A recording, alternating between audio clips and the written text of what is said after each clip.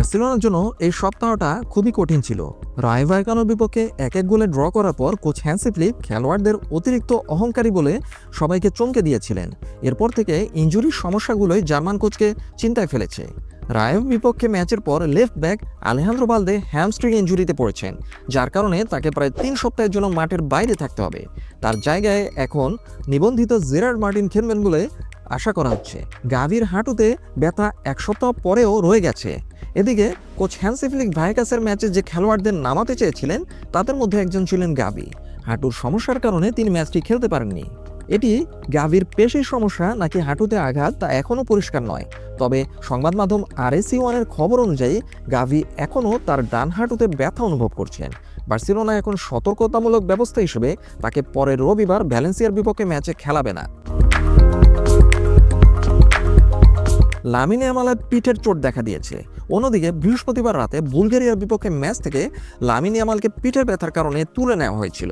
তবে Spain manager Luis de la Fuente আশ্বস্ত করেছিলেন যে শুক্রবার বিশ্রাম নেওয়ার পর রবিবার রাতে তিনি তুরস্কের বিপক্ষে খেলতে পারবেন। তবে সংবাদ মাধ্যম এসিআর কাতালুনিয়া জানিয়েছে যে তার পিঠের ব্যথা একটি দীর্ঘস্থায়ী সমস্যা, যা বার্সেলোনা রায়ের বিপক্ষে খেলার আগেও ছিল। সেই ম্যাচে লামিন ইয়ামাল পুরো 90 মিনিট খেলেছিলেন। একটি ভিডিও ফুটেজে দেখা গেছে যে অনুশীলনের সময় একজন ফিজিও লামিন ইয়ামালের পিঠে মাসাজ করছেন। ফ্র্যাঙ্কি ডিয়ংকেও সতর্কতামূলক ব্যবস্থা হিসেবে তুলে নেওয়া হয়েছে। এদিকে বৃহস্পতিবার নেদারল্যান্ডস পোল্যান্ডের সাথে 1-1 গোলে ড্র করে। ম্যাচের 82তম মিনিটে ফ্র্যাঙ্কি ডিয়ংকে কুইন্টেন টিম্বারের স্থলাভিষিক্ত করা হয়। ম্যানেজার রোনাল্ড কোমেন মন্তব্য করেছেন যে এটি একটি সতর্কতামূলক ব্যবস্থা ছিল, কারণ ফ্র্যাঙ্কি ডিয়ং তার গ্লুটসে কিছু ব্যথা অনুভব করছিলেন, যেমনটা সংবাদ মাধ্যম মুন্ডো ডেপোর্টিভো জানিয়েছে।